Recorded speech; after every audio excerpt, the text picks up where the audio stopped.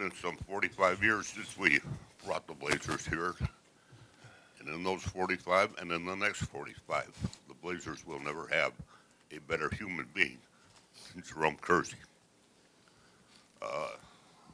I know of only one person he disappointed in his entire life, and that was my little 9-year-old granddaughter, who got very upset when he got married instead of waiting for her.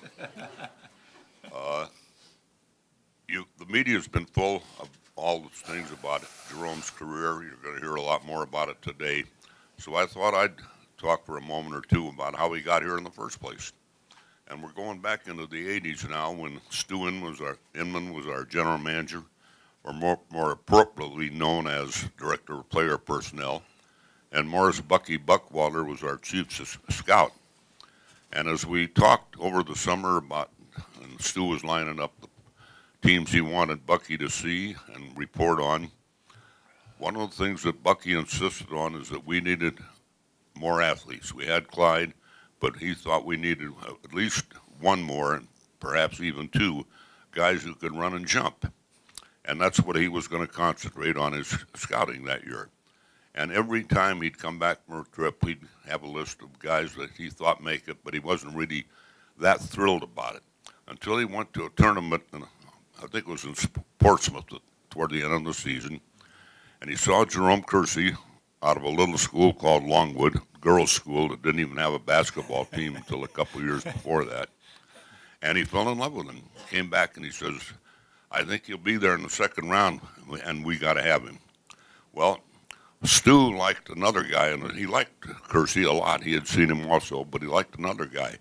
He liked the other guy. If he was a 10, then Kersey was a 9.9. They were that close. And my only job during draft day was to announce who we were going to take. We did it by a telephone conference call in those days. And we had a big list of all the guys that were there, and as they were drafted, we crossed them off. And when we finally got, I think it was about the 40th pick in the second round, there were 3 or 4 names still on the board, and Jerome Kersey was one of them, as well as this other guy whose name I don't even recall. And they were discussing this back and forth. I said, I wish you guys would make your mind up. We only have 30 seconds when they call our name, or we're going to lose the draft choice. So finally they called our name, Portland. I said, give me a name. And Bucky says, we got to have Kersey. And Stu says, all right, damn it, take Kersey. And that's how we wound up here. And in those days we had rookie camps. He came out here, played in it. And Jack Ramsey, our coach, came and says, is there any way we can send this guy to Europe for a year? We don't want to lose his rights. And I said, yeah, I think we can probably work that out. But I think we ought to talk to Jerome about it first. We did, and Jerome said, hell no, I'm going to come to your training camp, and I'm going to make your team. He did, and he played a vital part on a team that won 2 conference championships.